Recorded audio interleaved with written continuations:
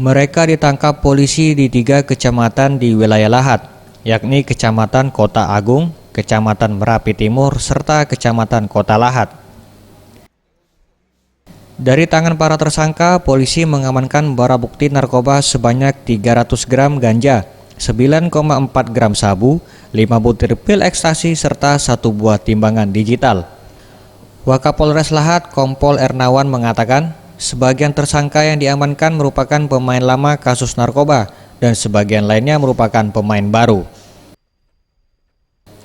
Sementara itu, berdasarkan hasil pemeriksaan, barang bukti narkoba diperoleh tersangka dari luar daerah dan rencananya akan diedarkan di wilayah Lahat.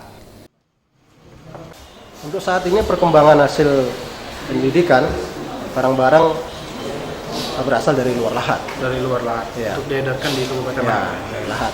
Melihat barang bukti yang ada dan menghitung perbandingan setiap 1 gram itu 10 orang, kita bisa mengamankan 3.100 sekian jiwa.